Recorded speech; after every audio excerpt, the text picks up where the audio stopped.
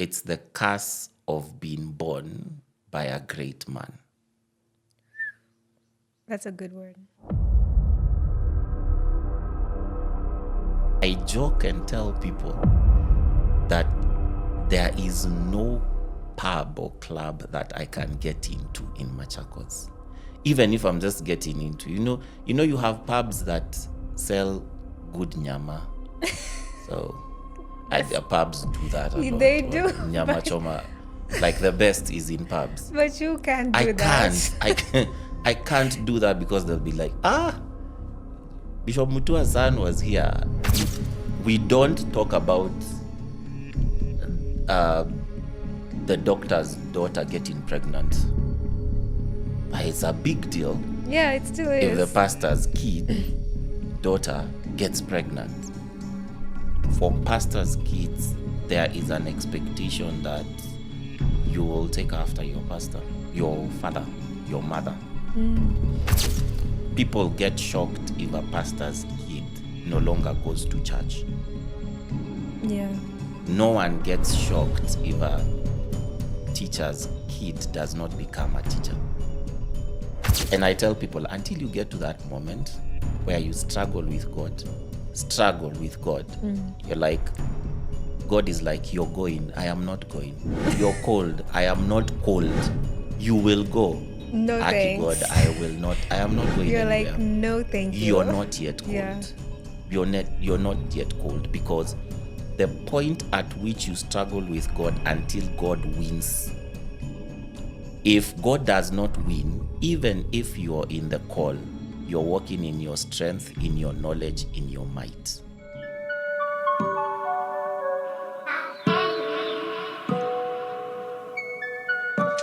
Hi guys, welcome back to Difficult Conversations. I'm your host, Valentine Zhao. Today, we are honored to welcome a remarkable guest whose journey of faith, leadership, and service is both inspiring and thought-provoking.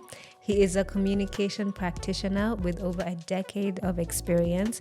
He is a multi-gifted leader, practicing administration, and a teacher of the word, known for his ability in deep biblical insight with clarity and wisdom. Beyond ministry, his passion for transforming lives, particularly in the education sector, led him to establish the Bishop Paul Mutua Foundation and more recently, the Bishop Paul Mutua Schools. He is a writer and a blogger, sharing his thoughts on faith, leadership, and life on his blog, www.justmandua.com. Additionally, he is the founder of the Audacious Influencer Ministry, a platform dedicated to mentoring and empowering young professionals. He holds a master's degree in development communication and a bachelor's of arts in linguistics and sociology. He is a devoted husband to Grace and a loving father to their daughter. Today, we will dive into his incredible journey, his experiences growing up as a pastor's kid, and the challenges and expectations that came with it. The moment he finally embraced his calling. We'll also discuss the stigma around pastors' children, the struggles they face, and the true cost of answering the call. Welcome, Pastor Titus Mutua, to Difficult Conversations. Thank you so much for joining. Thank you so much for having me. Thank you so much for availing yourself. Yeah. We're just going to take a deep dive into it. Growing up as a pastor's kid, right? Can you please share a little bit about your childhood? What was it like growing up as a pastor's kid? So first of all, I come from a family of 8.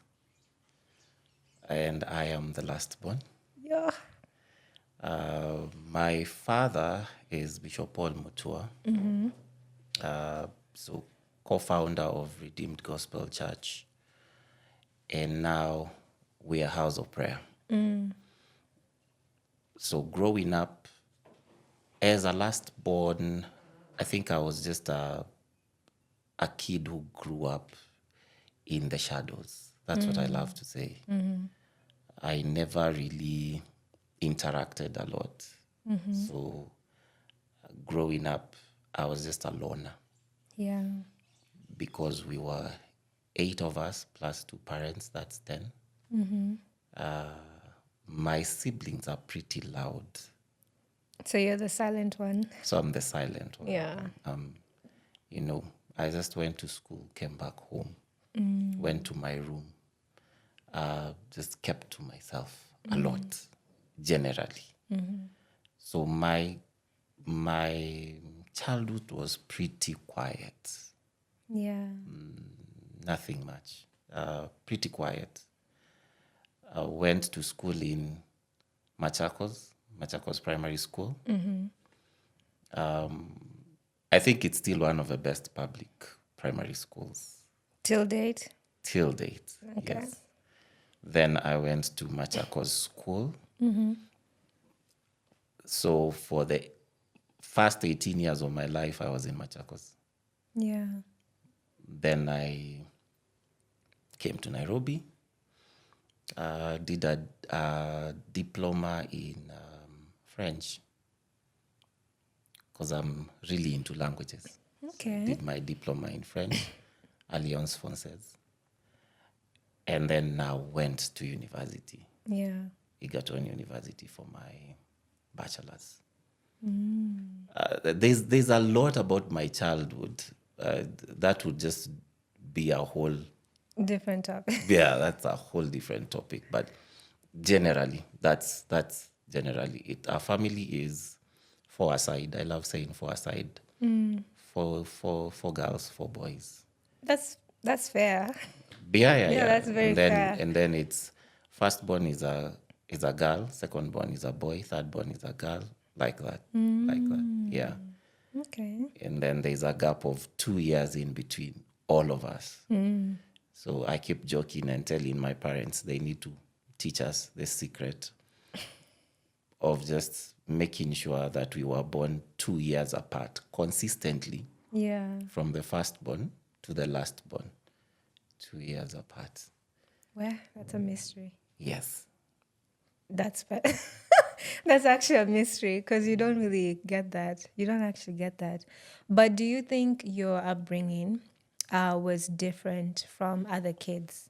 For example, people who are not pastors' kids. Do you think your upbringing and their upbringing was two polar opposites? Definitely, definitely. Because being a pastor is very different from any other profession. I tell people you'd have to be a pastor or be a pastor's kid for you to understand what it really, really means. Because, and now I'm both. I've done being a pastor's kid, And now you're a pastor. and now I am a pastor. So I understand both sides. So for starters, as a pastor's kid, you get to share your parents.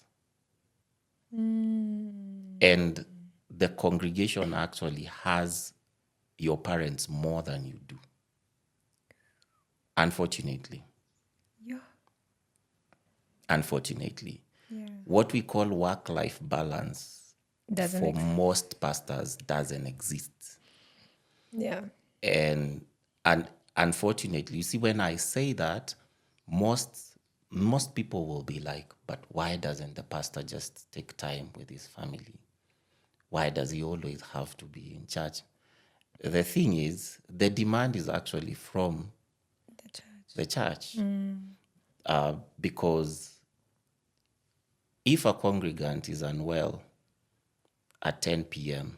and they call the pastor cannot say, I am home with my family. They have to show up. Yeah. 10 p.m. or 2 a.m. If a congregant loses a relative at 3 a.m. and they are in hospital, guess who is supposed to show up? The pastor. So you'll find that the pastor will forego most of the things that he's supposed to do even for his own children because of the congregation. So he will miss most of the things that are supposed to. I'll tell you for sure, I don't blame my father. Yeah. I am past that because now I am a father now, and I'm also a pastor. So I totally get him.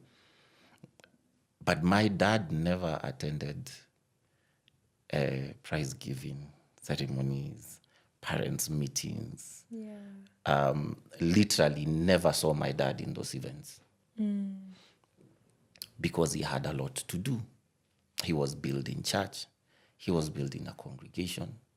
So was it different being a pastor's kid? Yes, totally different. You don't get to have your parents as much as you want to, or in the same way that other parents actually have other children have their parents. Yeah. Yeah, so you get raised with the fact that you have to get used to missing your parents. You also have to get used to not just sharing your parents, but sharing your house. Because there were people constantly coming in and out. Let me give you my scenario. Maybe nowadays, nowadays things are different. Yeah. A little bit different because I think it's just recently that pastors can be on a salary or an allowance or a stipend or something. It wasn't always like that. No. It wasn't always like that. People back then trusted God. Really. Yo. Nowadays, there are salaries. Yeah. So a pastor knows at the end of the month they're going to be paid. Back then, especially back then, Dad was just starting church. He was just starting ministry. So even the number of people the congregation was not huge. There were just a few. So the output from the ministry wasn't that much. Yeah. Now, when I say we shared a home with the congregation, we literally lived in church. Same compound. So where the church was is where our house was. Wait. Same building or separate buildings? Separate buildings, yeah, but same compound. And no demarcation in terms of there is a fence. No, it was same. So our church was here, the church was here, the house was down here. And that meant that there's nothing called privacy. If someone came to church, they also came to your house. Yeah, of course. Yeah. If there was a service happening in church, whether you were in the house or in church, you were still in the service because you could literally hear everything. Overnight prayers, you'd have people praying and walking around. You see how Pentecostals pray walking around everywhere? And so they would be walking around the compound. And so someone would consistently just be praying. They would have a prayer walk next to your bedroom. Meaning that you are praying even if you are not praying. Yeah. You are still involved. You are still involved. Yeah. So you were in church throughout. So that's totally different from people who come to church on Sunday or during a service and then go to their homes. We never had that opportunity of we come to church. No, we were always in church. Yeah. Then you had people who would just come. They want to come and visit the pastor. Was this like a frequent thing? Oh yes. Very, very, very, very frequent. Very frequent. Like people just In show fact, up. we even had usual suspects that we knew after like after a month or two, They're coming. they are going to come. Yeah. And when they come, they'll be around for like 3 days or 4 days or even a week. Like they sleep there. Yes. So you literally share your house, share everything with them, share they are there. So privacy, X.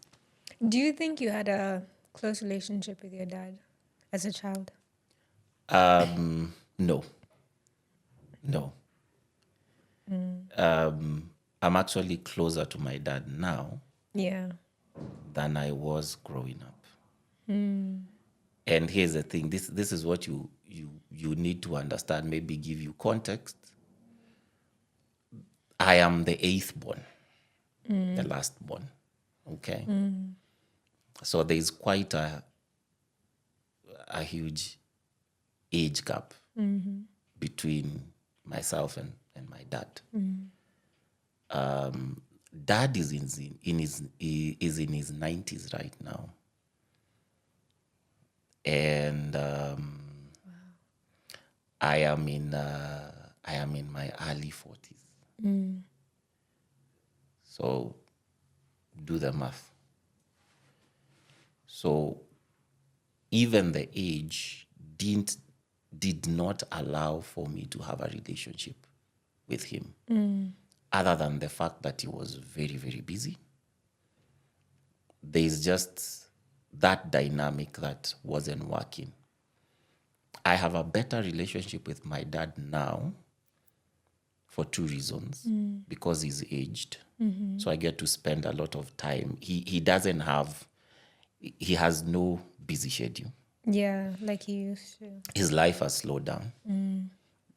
And secondly, he's always in church, and I'm always now in church. So we're doing this sort of mentorship kind of thing. Okay, yeah. Yeah. So dad says it in Kiswahili, it says kila kitu lazima kikuwe na kiasi. So back then, life had no balance, quite literally. Yeah. Because you were in church, born in church, lived in church, Yeah. went to school, came back to home, which no Was difference just the between, church. yeah. So, I mean, I don't think there's any one of us, the 8 of us, that I've ever heard saying that they wanted to be in ministry. The 8 of you are in ministry. No, the 8 of us okay. are not in ministry. Just 3 of us are in active ministry right now. Okay. Yeah. Okay. And do you think your identity, like when you were in the church, but even outside, like in school, was always just tied to the church? Like you couldn't be anything outside of, oh, church boy. That's just what you're branded as. You couldn't be, because you are Bishop Paul Mutua's son. That's it. I'm not even talking about childhood. I'm talking about even now. Yeah. I'm talking about even now that I am Pastor Titus Mutua. Most people, almost everyone, will just introduce you as, this is Bishop Paul Mutua's son. Yeah. I used to use my middle name a lot, Mwendwa, until I realized that Mwendwa has no identity. Yeah. That regardless of where you go, people will be like, oh, this is Bishop Paul Mutua's son. In primary school, You every can separate, teacher, yeah. I can tell you 50% of the teachers were probably congregants of my dad's church. In high school, you had 1 or 2 or 3 who were congregants, and the rest, even if they were not congregants, they knew who my father was. So you were, oh, that is Bishop Mutua's son. And everywhere, I joke and tell people that there is no pub or club that I can get into in Machakos. Even if I'm just getting into, you have pubs that sell good nyama. So the pubs do that a lot. They do, Nyama choma, like the best is in pubs. But you can't do that. I can't do that, because they'll be like, Bishop Mutua's son was here. You get, so zero. It's And do you think, I think, this is actually like living under someone's shadow. Literally, you can't get away from it. Do you think that affected you, especially growing up? I think maybe as a child, not so much, but in your teenage years, do you think that affected you? It did. It does. Till now. Let me tell you, I tell people, I put it this way. It's the curse of being born by a great man. That's a good word. And you put the curse in quotes Yeah. because depending on how you look at it. Because dad is really big. Yeah. He's really big. So the chances that people are going to look at you for who you are None. are minimal. Are very They're like, minimal. no They are going thanks, to. yeah. They're always going to be comparing you. To him. They're always going to be comparing you. Oh, does he pray? Does he pray the way his father used to pray, or still the way his father still prays? Because at 93, my dad still has a prayer life that he is in church at 2:30 a.m., 3 a.m. So now imagine pastoring people who are pastored by my dad, him. and they saw the consistency and they see the consistency. So the expectation is that, but you're his son, you should, be like him. So it affected and still affects my life a lot, to a great extent. That's a lot of pressure, to be honest. It is. That's why I didn't want to be in church in the first place. Yeah. That's why I can didn't want to be imagine. in church. That's why I didn't want to be in the limelight. That's why I always preferred to be in the shadows, background, not up there. I can imagine. That's why I turned out to be an introvert. Yeah, you're protecting yourself. Yes, because I don't want people to always be judging me and trying to look at me and thinking, would Bishop Mutua do that? Yeah. Goodness. So you couldn't do, like in high school, you couldn't be a normal boy. Oh, yeah. There's couldn't no be a such normal thing. boy. There's no There's such no- thing. I was a leader in the Christian Union from Form 2 In high school. in high school. Form 2, Form 3, Form 4. And it was just default. I don't think anyone cared whether I'm born again or not. They just knew you were Bishop Paul Mutua's son. You have to be born again. How can you not be born again?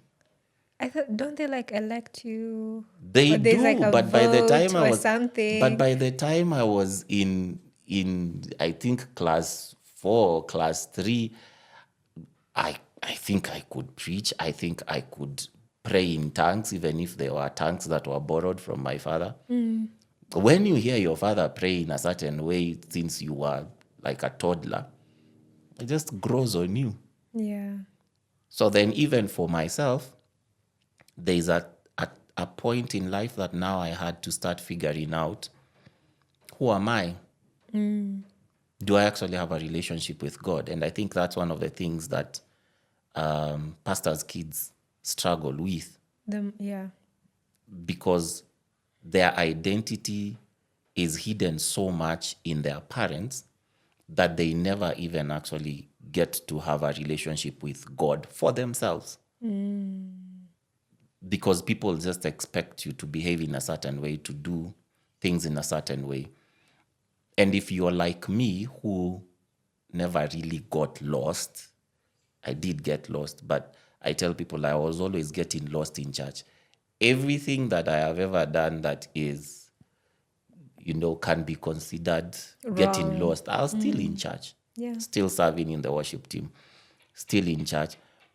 So for us, it's more of a struggle because the identity is really,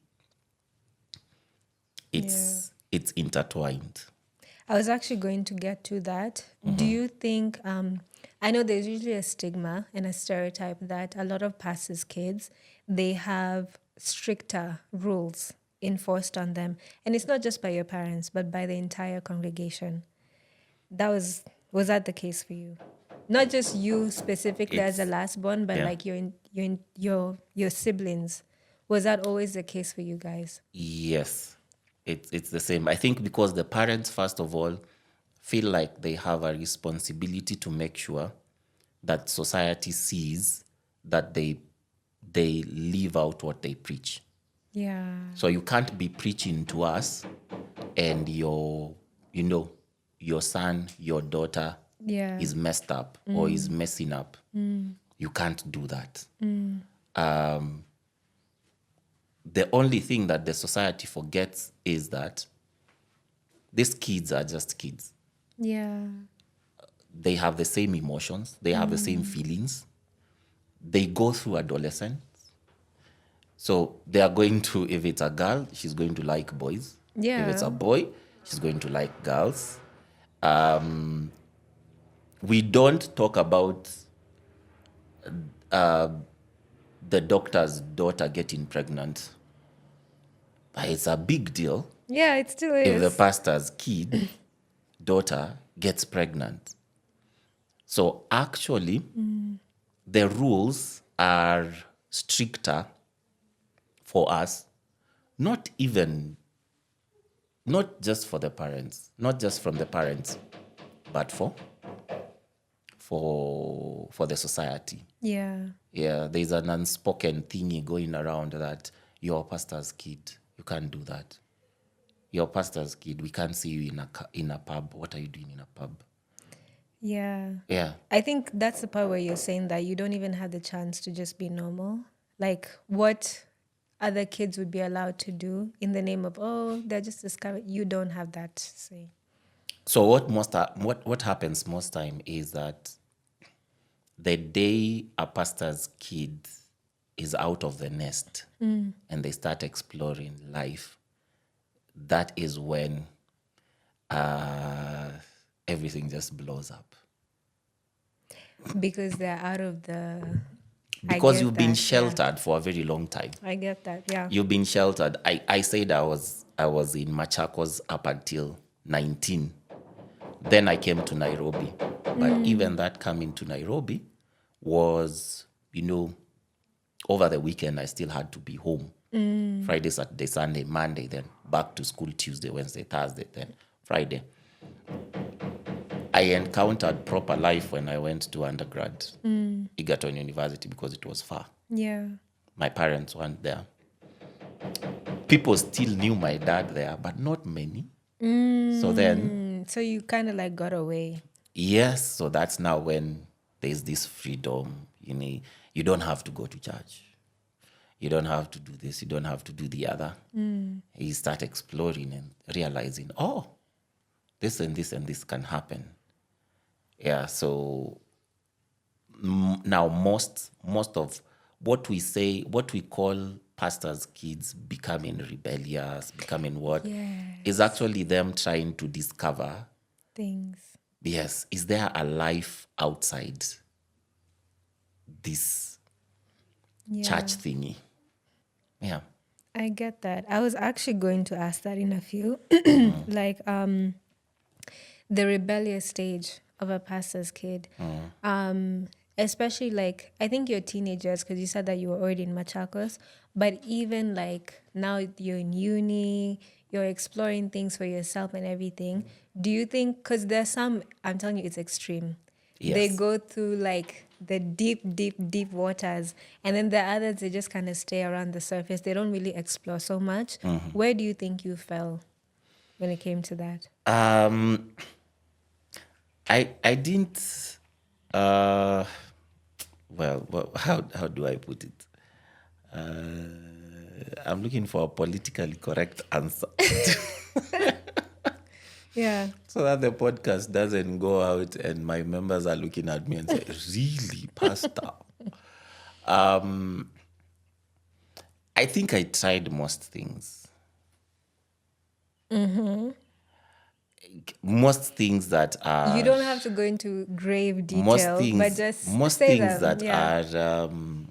are considered rebellion. Like what? I tried alcohol, didn't like it.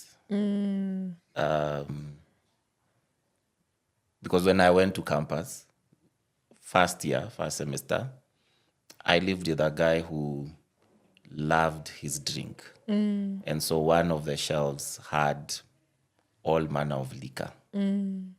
So I tried it. I was like, why do people take this thing? And I never, Yeah, never. it never, Yeah. I never dated until I was in campus. Wait, really? Even in high Yeah, school? sure. I never dated like proper dating where you say, this is my girlfriend, this is my boyfriend. Never dated. I mean, who are you going to even date in Machakos?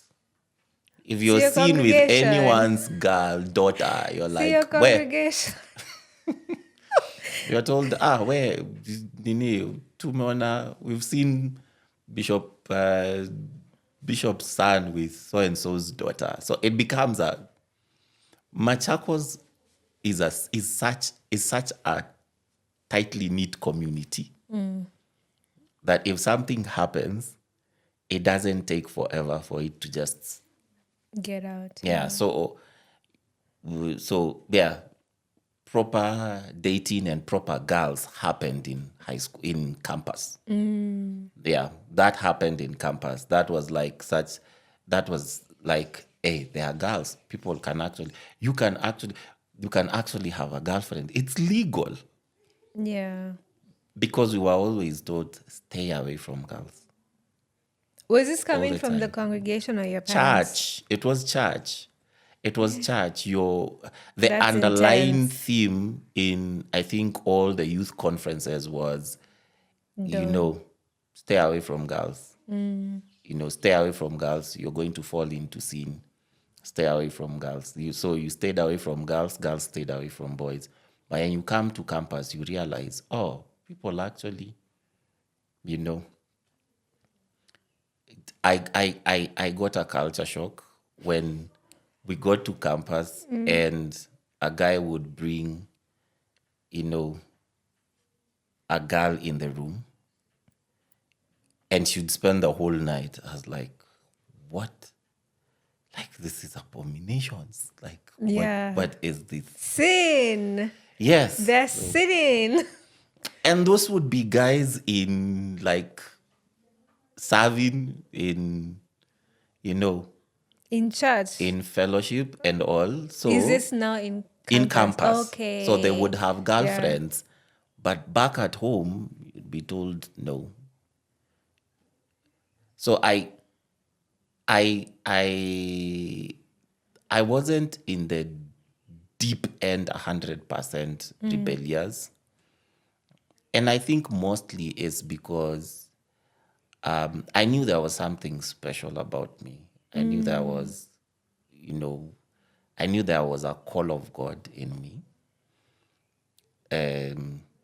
So there was always barriers Yeah. as to how far I could go in some of these things.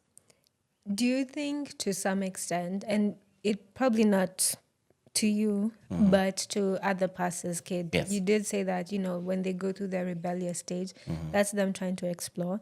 Do you think it becomes to a point where it's kind of like you're having dual identities? When you're at home, obviously you can't talk about it. And I don't think you had the freedom to say to your parents that you're dating. But then you're on campus, you're like, yeah, this is my life now. I kind of think that everyone lives in a certain level of dualism. Please explain. I think that we are always one person in this in a certain setting and another person in a certain setting. So for most of pastors' kids, there's a freedom that comes when you're not around church, when you're not around the church setting, not around church folk. Okay. I just got used to being called pastor in public recently. And that's just 2-3 years. I had never, I'm still getting comfortable to someone saying, oh, this is Pastor so-and-so. Because out of church, I just wanted to be called. Just call me Mwendwa, that's fine. Because it made me feel now I have separated from church. Yourself, yeah. Now I can be myself. And that happens for A lot, yeah. a lot. Many pastors' kids do not want to always be referred to as so-and-so's son, so-and-so's daughter, or pastor's kid. They just want that identity to remain in their homes or the area that they are known. But once they move out, they do not want that.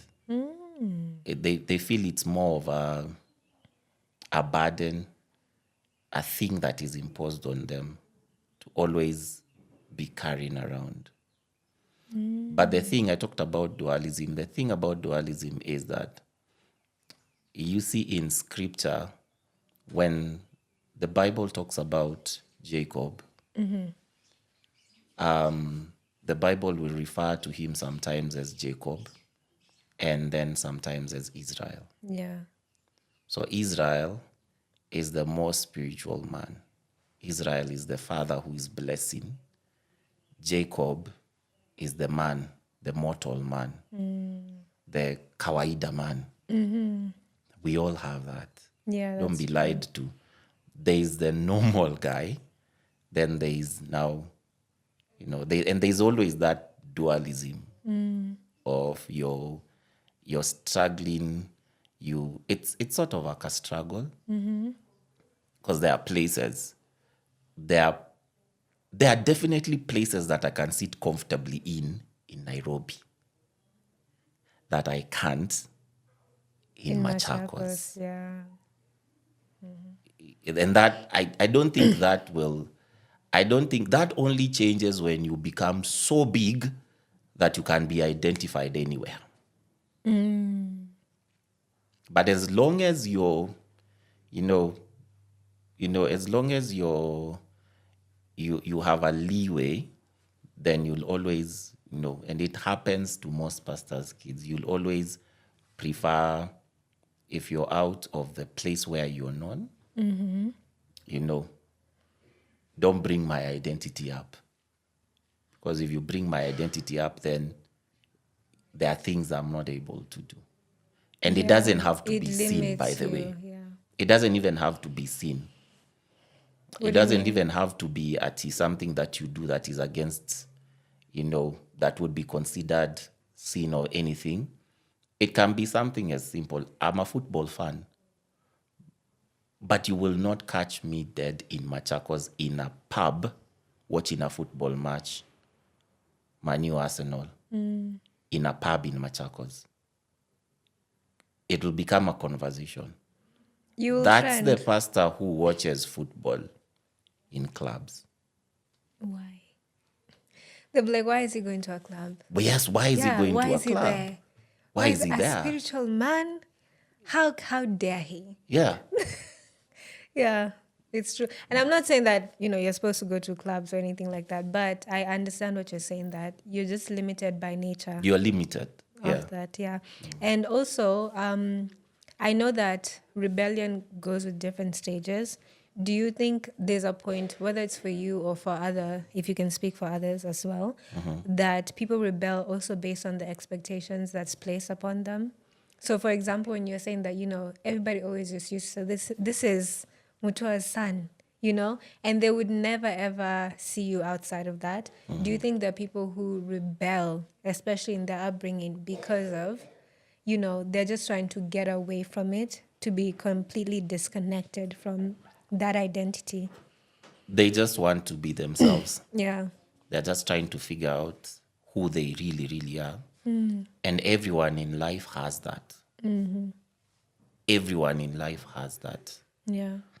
For pastors' kids, there is an expectation that you will take after your pastor, your father, your mother.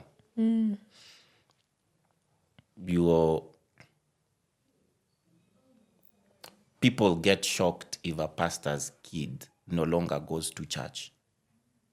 Yeah. No one gets shocked if a teacher's kid does not become a teacher. That's true. Even a doctor's kid. Even a No one doctor, cares, even a yeah. lawyer. You're just expected to figure out your life, become who you are. But for a pastor's kid, you're supposed to. So you're always under a spotlight. And at the time when you're developing, you want to figure yourself out. You want to know, what do I love? Who do I want to be? Then most of the time now that turns into now what people would call rebellion. Yeah. Because the truth is, not every pastor's kid is supposed to be a pastor. That's true. I have siblings in all spheres of life. One of them is a politician. One of them has been a one of them has Drop been a a name. Our fourth born is actually a politician. Which politician? He's been an MCA in Machakos. Okay. I think one of my sisters is also thinking of getting into politics. I have a brother who has been in civil service all his life. I have a sibling who has been a banker most of her life. So you see, I have a sibling who's been a teacher.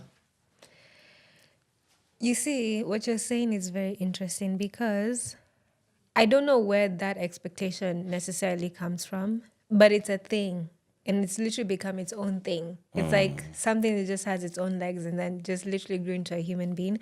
Because even when you read scripture, some of the greatest of the greats, like Moses, his own kids didn't even take up the mantle after him. So I don't know where that expectation necessarily falls. I understand that it's one thing to want them to follow into their parents' footsteps, but for you to be like, no, you also have to be what your dad is. That's like you're killing someone, low key. It's an unfair expectation. Yeah. Because you have to be called into ministry. You don't get into ministry because you don't become a pastor because your father is a pastor. You will become frustrated. There has to be a call over your life for you to become a pastor, for you to be in ministry. You can't just say, I am in ministry because my father is in ministry. Yeah. Now, the example I've given you, 8 of us, only 3 of us are in active ministry. Like, only 3 of us are actually pastors. So 5 out of 8 have no interest whatsoever. 0, no interest. Not interested in pastoring anyone in any church. They attend church. They good. They are not interested Yeah. in, when we start talking about church matters, they'll be like, oh, Mwendwa is here. Do it for him. Leave it to him. Yes. Because I think God will always pick someone Yeah.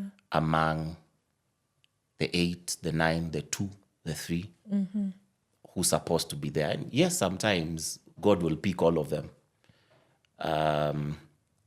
But the point is, it has to be a call. Yeah. Yeah, it has to be a call. And you have to figure it out and decide, am I really called into it? Or is it just pressure? If it's pressure, you will cave in at some point. Because I've been in the corporate world and I am now in ministry, and I can tell you, being in ministry, being in the corporate world compared to being in ministry, being in the corporate world is a walk in the park. I would do that anytime with my eyes closed. Being a pastor is... What do you mean it's a walk in the park? Because I've done both. I mean, no one will be calling you at 10 p.m. Yeah, they have boundaries. You see, when I did communication and when I was in a management position in the corporate world, when I left the office at 5:30, I have left. Yeah. There's no coming back. In fact, the days that I didn't want any interference, because we used to have office phones, mobile phones, I would leave it in the office and lock it in the locker. Yeah. So even if you're trying to find me at 9, at 10, you won't find me. You don't get to do that in church. You're a pastor 24/7. Yeah. Literally, you're a pastor 24/7. So you don't get into that without a calling. Yeah. If you do, you become frustrated. And it's not even sustainable because It's not even what grace sustainable. are you banking on for you to Yeah. continue? Yeah, because Yeah. speaking of grace, God gives everyone grace. Yeah. And your grace can be for you to be in the marketplace, for you to be a doctor, for you to be a lawyer, for you to be blah, blah, blah. And if that's where your grace is, that's where you will thrive. If God has not given you grace to be a pastor, because scripture says he called some to be apostles, some to be teachers, some to be. So it is a calling, literally. You're called into it. If you are not called into it, even if your father is the greatest pastor of them all, you're going to struggle. Yeah. Yeah. Now, this is while you were in campus. Let's just go back to that real quick. Do you think now, when you are exploring, finding out what freedom means, quote unquote, do you think you ever questioned your faith? Oh, yes, enough times. Yeah. And I think that's a good place to be at, by the way. I think at some point you must sit down and you must question your faith. Yeah. You must ask yourself, do I believe the right thing? Or am I just following something? Because that is where real conviction actually comes from. Yeah. When you have those conversations and you ask yourself, am I doing the right thing? Is this where I am supposed to be? So yes, I question my faith a lot. The first one, I think my first year in university, I didn't do much of church. Okay. First of all, I didn't go to the CU. I didn't go to the Christian Union at Egerton University, because I went to the Christian Union the first day, when you're doing orientation. So they'll come for you and say, we are Christian Union, we'll be meeting at this and this hall, so you can come in the evening. So I went. And when I went, I remember me sitting at the back and looking at these people and thinking, oh my goodness, y'all are so backward. Even us in Machakos, we don't do church like this. Why did you think that? Okay, to be honest, Christian Union back then, ladies were not allowed to wear trousers. The kind of hairstyle I have right now, you are not born again if you did this. I am telling you, for real. There was just a certain, you could tell that this is a Christian Union guy by just looking at them. Based on how they dressed. Yeah, you could tell. Presentation is key. You could just tell that. Based on how they dress, This, He's one of And them. then there was this brother so and so, sister so and so. So it was so nini for me. I was looking for something different. Yeah. So I went that one time and I didn't go back. So for the next few months, I was like, if that's how church is, I'm not going to church. Yeah. And I was actually considering going to church outside campus. Okay. Until I actually realized that there is another fellowship. There was another fellowship in campus. In Egerton University Students Fellowship. That was now more, it was easy. It was easier. What do you mean by easier? Easier in terms of, now the things that were considered abomination in the Christian Union, like ladies being in pants, guys being in dreads, those kinds of things. The music was more Hillsong. Yeah. And I think I just wanted, for me, I think I wanted something different. I wanted something different from home. I didn't want to feel like I was in Machakos. I wanted to feel like I am in campus. I am in a, in a more cosmopolitan Yeah. place. Just that feeling of a new environment. Yeah. Yes. And so I think the Egerton University Christians Fellowship gave me that. Students Fellowship gave me that. It gave me a place where you find people who don't necessarily look like you. Because remember, there's an identity that I'm running away from. So I don't want to be in Nakuru feeling like I am in Machakos. Yeah. Yeah. And did you ever struggle to a point where you just wanted to walk away from all of it? Like walk away from your faith? Did you ever get to that point? Because I know there's some who actually do get to that point where they just walk away completely. Did you Yeah. ever get to that point? So number one, again, the thing that happened to me in high school also happened to me in university because I became a leader. Okay. And that kind of now tied me to The church. performance. Yeah. It's called performance. So you're just performing. But was it genuine though? Were you genuinely there? It's performance. So, Yeah. performance can be genuine or not genuine. And for most people, even Christians, most of them are in performance mode because they are leaders. There is something they have to show project. Yeah. So the thought of me, leaving the whole thing in undergrad didn't cross my mind. But when I left university, my undergrad, and now came to Nairobi, and now I was in Nairobi. Nairobi is a totally different animal. Yeah. So now I was in Nairobi, I was living alone. I had a part-time job, and then I was now taking my master's in Daystar University. I think that's where life happened to me proper. What do you mean? Because I wasn't leading anyone.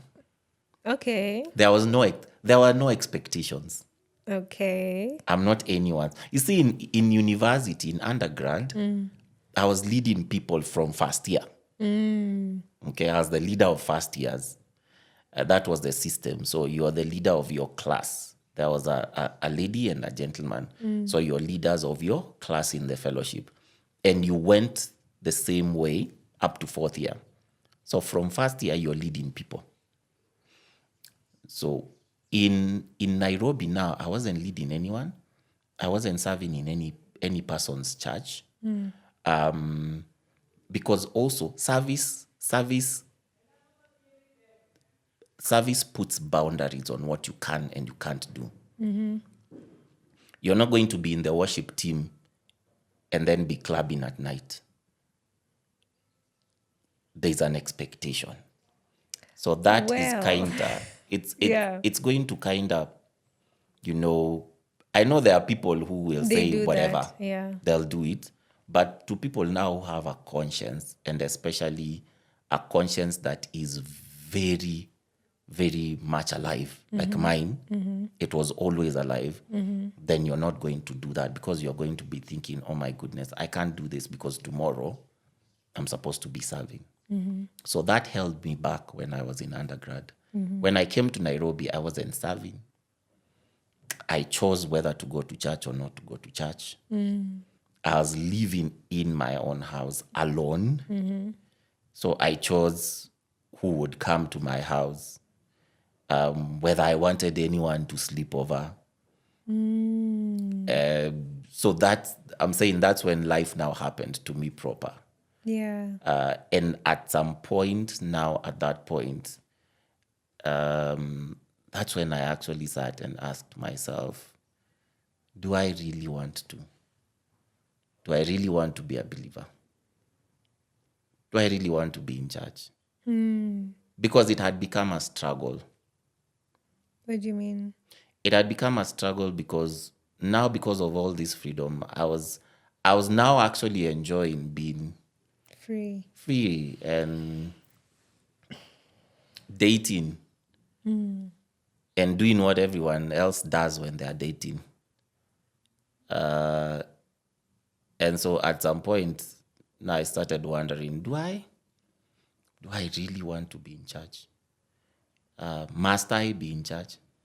There was no obligation for me to come home, to go back home and do anything. Yeah. When I didn't want to go home, I didn't go home. When I didn't want to go to church, I didn't go to church. I had my own money now. So I could do whatever I wanted with it. So that is when that happened. Yeah. That I had that. It took a while. It took a while for me to get to a point where I decided I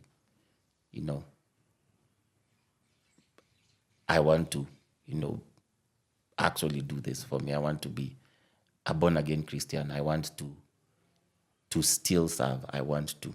And not because my parents wanted me to, but because now that is what I wanted to. I tried whatever I wanted to try. Like everything.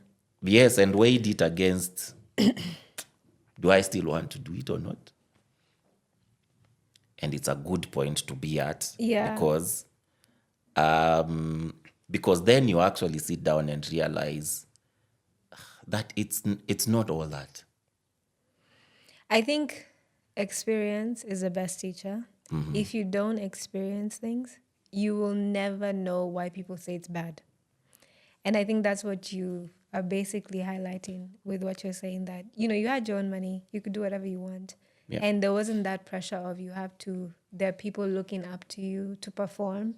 So that's definitely, yes, experience. You experience what quote unquote freedom look like. True. Yeah, that's true.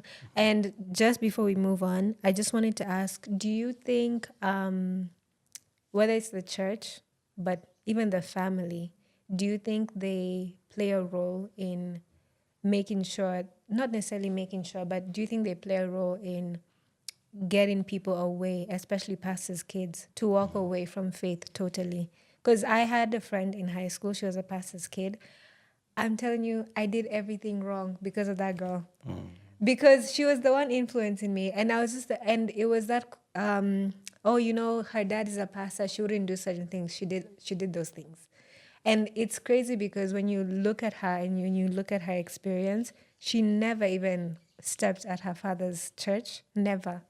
She was never involved, never there, never present. And I don't know how they cushioned it for her, but people just didn't see her around. And I think she just walked away from faith completely. I don't even know what happened to her right now. But do you think the family of pastors' kids, like the parents, or even just like the extended family, they play a role into why people would walk away completely? I think definitely there is a role that the family plays both ways. Yeah. Whether you take the faith that your parents have as your own faith, or whether you reject it. Yeah. The family plays a role in that. In this way, faith is better taught by watching what your parents do. At my age now, I can confidently tell you that when I look at my father, I have a reason to want to be a believer. Okay. because he lives out what he says. He is not, he is not just, he wasn't just doing church because he was a pastor. He believed in it. And most of these families are pushing children to just, follow this and follow this and follow this and follow this and follow this. Instead of letting their children experience their faith. Yeah. Experience their faith. If I am a father now, so I have a daughter. The best way for my daughter to know and to learn about Christ is not by placing demands on her. It's by her looking at my life and getting to a point that she says, I want my daddy's God. I don't have to evangelize to her. And I don't have to sit her down and tell her, you can't do A, you can't do B, you can't do C. The more you tell someone they can't do, The more they want to do it. Yeah. That's psychological. If I tell you, don't look at this glass, chances are you want to look at it now. Yeah. So in the same thing, it's by learning. Just I feel like pastors do not just let their kids experience the faith, experience salvation. Just get to know God for themselves. Yes, watch what I do, learn from what I do, and then at some point let it hit you, and you are going to ask yourself, do I want the God of my father? Yeah. Is this something I want? Because if you keep putting restrictions, you can't go here, you can't do this, you can't do the other, then I'm obviously going to want to do it. Yeah. Okay. Moving on. I know that from your story, I know that you did try to run away from the call at one point. Why? Why did you try to run away from your calling? What was there in the call for me to run towards it? That's the question. No, I really need you to explain. Because here's the thing, because being a pastor's kid wasn't rosy. Yeah. We didn't have everything we needed or we wanted. The reason why the home was where the church was basically because back then ministry wasn't prestigious. It's only now where you see, you hear someone is a pastor and then, they have a flashy car, they have a big car, they have a chase car, they have 3-4 people around them. They have someone to wash their hands, to polish their shoes. They have someone to... Back then, my friend, back then, these whole things we call protocol team, those things didn't exist.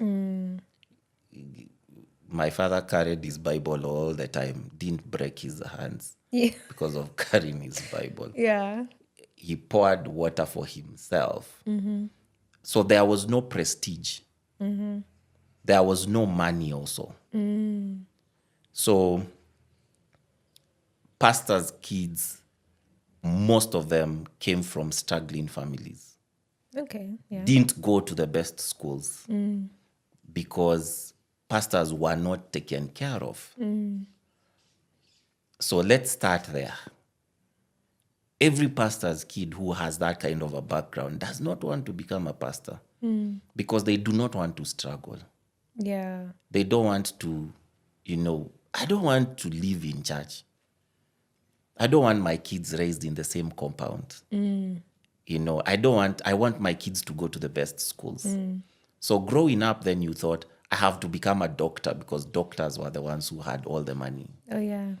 Lawyers, that's what you wanted to become because you watched and saw your father didn't have all of that, didn't provide all of that. So you didn't want yourself to become what you saw your father struggle with.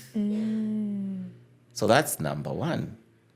But number two, there was just too much pressure in being a pastor. Just too much pressure. Too much pressure, too much expectation, too much of people wanting your space, wanting your attention, wanting even the little money that you had, they still want it. Yeah. So I felt that I could do something different with my life. I felt that I could do something better with my life. And so I worked hard in high school, in university, and I went and got further education because, I wanted to be in the UN. Hey. I wanted to Where? I wanted to be traversing the world and Yeah. flying. I used to tell my parents, I just want to, I don't want to even be living in Kenya. I just want to be visiting you guys for, Yeah. when there's a UN summit in Kenya, I come visit for 2 weeks and I go back. That's actually so funny. But yeah, so that's basically it. So for most of the time, I didn't believe that I was called into the ministry. And this is just for the audience now. You are the lead pastor, so you did accept the call. You are the one who is taking up after. We are still we are still having that discussion with God and saying, God, No, but you are we doing this or not? No, but you are the lead pastor. You did take up after your dad. I am the lead pastor of the church that my dad founded and started. Yes, I am the lead pastor. But at what point did you finally say yes? Because you were in corporate. You did say Yes, that you I was in and how corporate. many years were you in corporate? I was in corporate for 8 years. Eish. 7, 8 years. Yo. I was in corporate for 7, 8 years. And all that time in corporate, by the way, I was struggling with the call. Yeah. So you knew. I did. I knew. I knew. It wasn't a surprise. Everyone who's called knows. You knew. Yes, Yeah. I did. Everyone who's called. Here's the thing. No one is called and takes up the call confidently. Oh yeah. Thank you so much for highlighting that. No. Because people who tell you that, yes, I am ready to be an apostle, you're a joker. You don't know They are what not that even means. called. Those ones are not even called. What is it called? Those You're ones are- hyping yourself. Those ones are not even called because if you read your scriptures, Moses struggled. When he was called, he said, God, I can't even talk. I can't even speak. Yeah. And Moses had experienced corporate.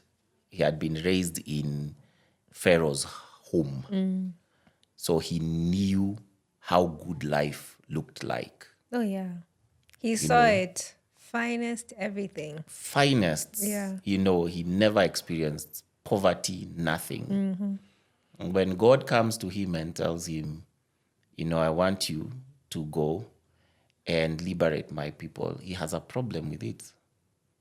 He's thinking, I can't do it. Gideon, I can't do it. Who else? Jeremiah, I can't I'm too do young. Yeah. it. You see? So Paul has to literally be struck blind before he accepts the call. So no one really is properly called and gets into it Confidently. You have that The thought pastor that said it, so don't say that it's me. The pastor said it. It's true. Because I believe in that. But at what point did you- Jacob, by the way, God had to dislocate his loin, his hip, Yeah. for him to come to the realization that he's actually called of God. And I tell people, until you get to that moment where you struggle with God, you're like, God is like, you're going, I am not going. You're cold, I am not cold. You will go. No Aki God, thanks. I am not going You're anywhere. like, no, thank you. You're not yet cold. Yeah. You're not yet cold, because the point at which you struggle with God until God wins. If God does not win, even if you're in the call, you're walking in your strength, in your knowledge, in your might. That's Yeah. key. That's very key. So you were in corporate for 8 years. Yes. At what point did you actually say yes to the? At what point did you say yes to actually? It's an interesting story, by Yeah. the way, because I was in this organization where I was doing communications for them. And I was coming to the end of my contract. I had a contract, so I was coming to the end of it. And this just final, maybe 6 months, I was really, really struggling with, do I renew the contract or do I go back? Because my Yeah. dad kept telling me, every time I met him, he kept telling me, you need to come back home. You need to come back home. And he was just reaffirming what God kept telling me. You need to go back home.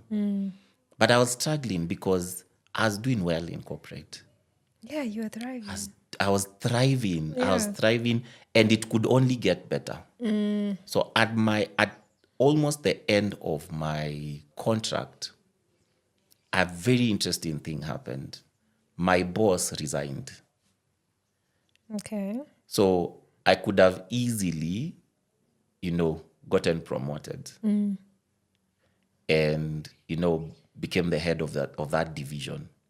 So she resigned, interestingly, and she resigned when I was out of the country. So she just sent me an email and told me, hey, Mutua, I'm done, I've resigned, I've gotten something better. I know you're out of the country. We could have done this one-on-one, but when you come back, you'll probably be the one heading the division.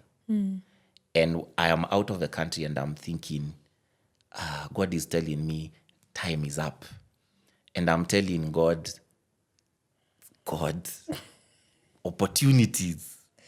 Can you not see the blessings? Can you not see that there's an opportunity right in front of me? Yeah. And it was when I was outside the country, I was actually in Somaliland. When I was in Somaliland, and every night I sat and I was having this deep conviction that, you know what, time for you in corporate is over. It's done. Yeah. You need to go back to Machakos. You need to go back to and I struggled until I came back.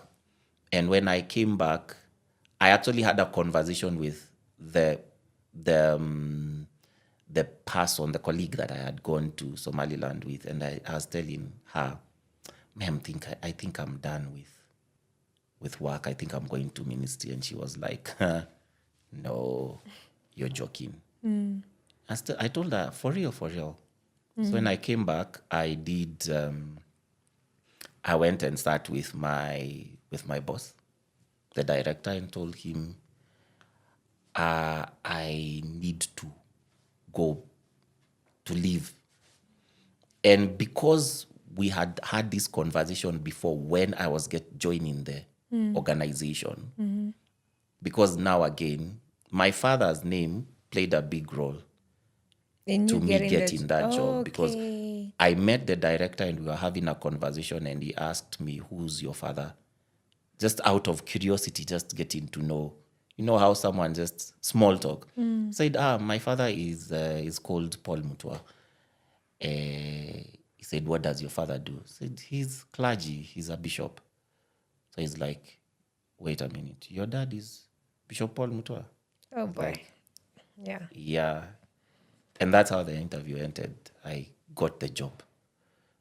So he always told me that he feels like I will at one point leave. Is this your boss? Yes, the director. He always told me that, I feel like you are going to go into ministry and I don't know when. So when I came from Somaliland and went to his office and told him I need to talk to you, and I told him I think my time here is up. He asked me, "Is it time for you now to go to ministry?" And I told him, "Yeah." That's very interesting. It's almost Yeah. like God was giving him Yeah, like, God was "Uyusi just wako, confirming everything. he's not yours." And he told Yeah. me one thing. He told me, "That's the best decision you've made. Yeah. And if you ever need to do anything outside ministry, consultancy, whatever, that I can promise you. But I will never give you a job outside ministry because you are called into ministry." Oh, And that's the point at which I was like, yeah, I have confirmations all over. So that's it. I came home, told my dad that I'm coming back home. I feel there's something for me to do here. And then, Yeah. And then wrote my resignation and contract ended. I packed my things and went back home. okay. Yeah. And last question, what do you think is the biggest sacrifice that you've had to do since accepting the call? Biggest sacrifice. That's an Yeah. interesting one.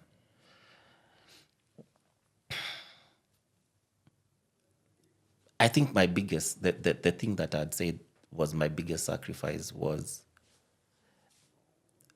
the point at which I had to leave corporate. Okay. Because I didn't leave because I was failing, because it was time to leave. I left because God insisted on me to leave. The biggest sacrifice would be, I can tell you even up to now, there are times that I would sit and I would be like, where would you be right now in corporate I was actually going to ask that. Yeah. if you hadn't left at that point? So the biggest sacrifice would be that. But also the other sacrifice would be my life, my freedom. Because service ministry is a yoke. You bear your yoke. It's a cross you carry every day. You don't get to do. You don't get to be your average person. I get to spend most of my time in church. I'm not an extrovert. I'm not a sanguine. I don't enjoy extended times around people. Yet I minister to people. So chances are that my door will always be open for people. Sacrificing my privacy, which is That's a big big for one. me. That's a very big one, yeah. Yeah, which is big for me because I am the kind of a person who can just be alone for a whole day and I'll be very happy. Being a pastor does not allow you to do that. Opening up my doors, although with a bit more caution, not like my father or my mother, to people, to know my family, to know where I live, to interact with my wife, to interact with my daughter. That's a sacrifice. It's a huge sacrifice. And just allowing God and trusting God to provide. There is no you don't come into ministry with an expectation that you will always have 300,000, 500,000 at the end of the month, 200,000 at the end of the month. Yeah. You literally have to live by faith. Literally have to live by faith. You have to trust God. And even when you have a family, you have to trust God and trust that God will sort out your needs. In the corporate world, you always knew where I am right now. You trust God for everything. You trust God for every single thing. And all those are sacrifices. Yeah. Yes. No, thank you for sharing. I think your story is very different because it's different to hear people who they did get a chance to experience freedom, but then actually came back to ministry and they actually followed God. Because a lot of the stories I've heard, it's they walked away completely, and you see it even with socialites in Kenya right now. But yeah, guys, we've come to the end of our episode. Thank you so much for joining. We'll see you on the next one. There'll definitely be a part 2. I'm Okay. just booking you No in problem. advance. There'll definitely be a part 2. But thank you so much for joining us. And please like, share, and subscribe. I'll see you on the next one. Bye.